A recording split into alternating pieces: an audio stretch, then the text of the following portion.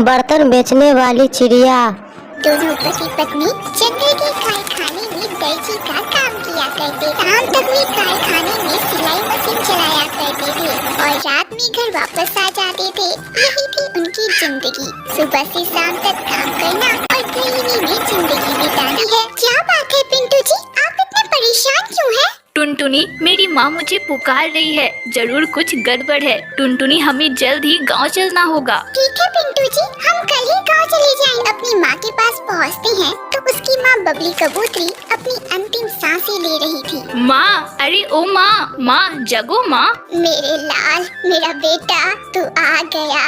भगवान ने मेरी सुन ली। तुझे देखे बिना मैं कैसे मर सकती थी बेटा। माँ, तुम ऐसी बातें क्यों बोल रही हो? माँ, तुम्हें कुछ नहीं होगा। नहीं पिंटू बेटा, मेरा अंतिम समय आ गया है। मेरी तो बस यही ख्वाहिश थी कि मैं तुम्हें यह राज बताकर मरूं। कैसा राज अम्मा? जादुई मिर्ची का राज। जादू? है ना, अम्मा ने हमें एक राज बताया था। हाँ टुनटुनी, मुझे याद है। तो पिंटू जी, ये रहे वे जादुई मिर्ची के बीज। चलिए इसे अब हम अपने खेत में बो देते हैं। पर टुनटुनी, इसमें काफी समय लगेगा। कोई बात नहीं पिंटू जी, हो सकता है कि जादुई मिर्ची आने के बाद हमारी किस्मत बदल जाए। ठीक है टुनटुनी, अगर तुम्हारी यही इच्छा है तो चलो इन मिर्ची के बीजों को खेत में बो देते हैं। दोनों पति पत्नी उस जादुई बीज को लेकर अपने खेत में जाते हैं और अपने खेत को अच्छी तरह साफ करके मिर्ची के बीजों को उनमें बो देते हैं।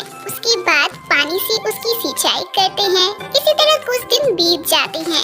एक दिन उसके खेत में मिर्ची के छोटे छोटे पौधे निकल आते हैं। टुनटुनी, पौधे तो निकल आए, अब देखना ये है कि जादुई मिर्च में आखिरकार क्या रहस्य है। हाँ पिंटू जी, मैं भी जानने के लिए बेताब हूँ कि आखिरकार इन मिर्चियों में क्या रहस्य है। दोनों पति पत्नी अपने खेत में लगे जादुई पौधे की बहुत अच्छी तरह से देख-रेख करते हैं और कुछ दिनों बाद ही उन पौधे में मिर्ची लगाते हैं। अरे पिंटू जी, हमारे खेत में लगी मिर्चियाँ तो बहुत ज्यादा चमक रही है। चलिए जरा पास से देखें तो आखिरकार ये इतनी चमक क्यों रही है। हाँ टुनटुनी, चलो। जब वे दोनों मिर्ची के पौधे के पास पहुँचते हैं और उनमें लगी सुनहरी मिर्चियों को देखते हैं तो वे दोनों दंग रह जाते हैं। सारी मिर्चियाँ सोने की थी। पिंटू जी, ये तो सोने की मिर्चियाँ हैं। हाँ टुनटुनी, तो ये था इन मिर्चियों का रहस्य। इन पौधे से तो सोने की मिर्चियाँ निकल रही हैं। अब हम इन्हें बेचकर बहुत अमीर हो जाएंगे। हाँ पिंटू जी, अब हमारी गरीबी के दिन दूर हो गए। चलिए अब इन मिर्चियों को तोड़कर घर लेकर चलते हैं। दोनों पति पत्नी मिलकर सुनहरी मिर्चियों को एक एक करके तोड़ते हैं और उन सुनहरी मिर्चियों को सोनार के घर बेच देते हैं, जिससे उन्हें काफी पैसे मिलते हैं और वे बहुत अमीर हो जाते हैं। अब टुनटुनी चिड़िया और पिंटू कबूतर गरीब पक्षियों की मदद किया करते और खुशी खुशी अपनी जिंदगी बिताने लगते। एक बार की बात है, बंटी कबूतर जब अनाज लेने दूसरे जंगल जाता है तो वहाँ उसकी मुलाकात टुनटुनी चिड़िया से होती है। उसे टुनटुनी चिड़िया बहुत पसंद आती है, जिसकी वजह से वह टुनटुनी चिड़िया से शादी कर लेना है कि काम नहीं करेगी। अरे माँ जी, ये आप कैसी बातें बोल रही हो? मैं आप सभी की दिलो जान से सेवा करूँगी। अरे बहू, तेरे जेवर तो कितने सुंदर है और तूने कितनी सारी जेवरें पहन रखी है। लगता है तेरे माता पिता बहुत अमीर हैं। जी माँ जी, वो तो है। और मेरे माता पिता ने मुझसे एक बात बोली है कि ससुराल जाकर मैं अपनी सारी जेवरें अपनी सास को दे दूं। टुनटुनी चिड़िया की यह बात सुनकर बबली कबूतरी अंदर ही अंदर फूले न समाती है। अरे बंटी बेटा, तेरी बीवी तो सुंदर होने के साथ साथ समझदार भी है। थोड़ी देर बाद माँ जी, ये लीजिए मेरी सारी जेवर, आप इसे अपनी अलमीरा में रख लीजिए। हाँ बहू, ला दे, मैं इसे संभाल कर अपनी अलमीरा में रख देती हूँ। टुनटुनी चिड़िया अपनी सारी जेवर अपनी सास बबली कबूतरी को दे देती है।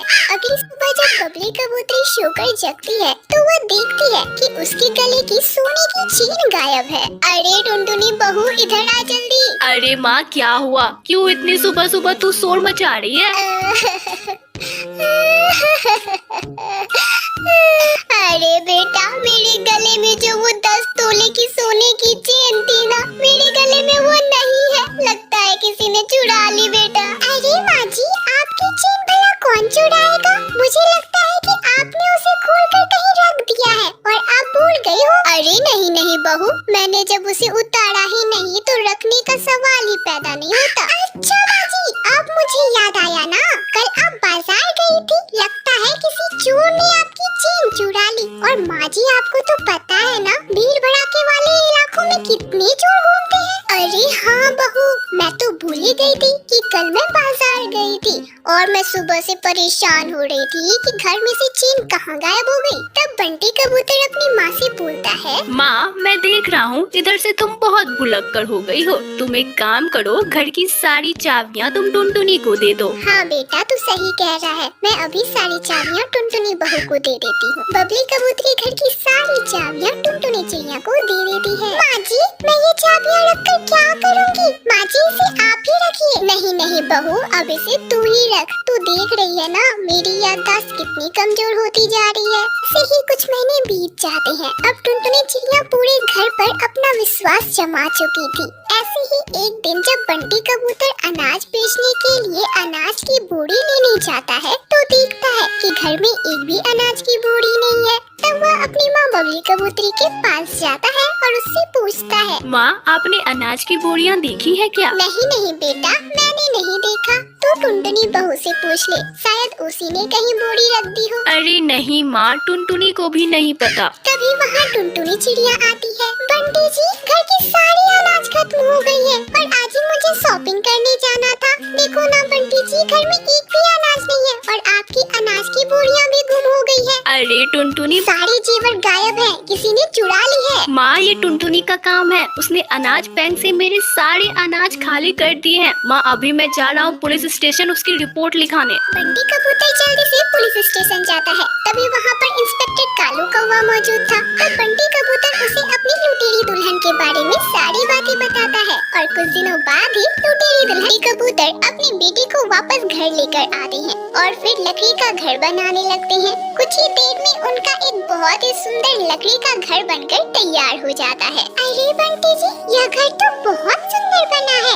अब हमारे बच्चे इसमें बहुत ही आराम से रह सकेंगे। जंगल के सारे पक्षी उनका घर देखते हैं। तभी उनमें से एक कौवी बोलती है, अरे बंटी तुम तो बहुत बड़े कारीगर निकले। ऐसा करो, मेरे लिए भी एक ऐसा ही लकड़ी का घर बना दो ना। हाँ हाँ सुंदरी बहन, क्यों नहीं, मेरे पति आपका भी लकड़ी का घर जरूर बना देंगे। अरे बंटी बेटा, मेरा घर भी बना देना, मैं इसके बदले में तुझे अच्छे चावल और दाने भी दूंगी बेटा। अरे बबली काकी, इसमें चावल और दाने की क्या बात है? यह पूरा जंगल तो अपना ही है ना, आपको जैसा ठीक लगे आप दे देना। बंटी जी आपका घर भी बना देंगे। धीरे धीरे जंगल के सारे पक्षी तेज तूफान और बारिश से बचने के लिए बंटी कबूतर से अब लकड़ी का घर बनवाने लगते हैं। अरे बंटी भैया, सच कह रहा हूँ, तुम इतने सुंदर लकड़ी के घर बनाते हो कि इसके सामने सारे कारीगर फेल हैं, फेल। अरे बंटी भैया, ठंडक तो पूछो ही मत, गर्मी में इतनी अच्छी ठंडक मिलती है कि अब तुम्हें क्या बताऊं। अब बंटी कबूतर को लकड़ी के घर बनाने के लिए दूर दूर से ऑर्डर मिलने लगते हैं। यह सब देखकर टुनटुनी चिड़िया बहुत खुश होती है और बंटी कबूतर से बोलती है, बंटी जी हमारा लकड़ी का घर बनाना लकी साबित हुआ और आपको एक रोजगार भी मिल गया। हाँ हाँ टुनटुनी, ये तो तुमने बिल्कुल सही बोला। अब बंटी कबूतर और टुनटुनी चिड़िया अपने बच्चों के साथ लकड़ी के घर में खुशी खुशी जीवन बिता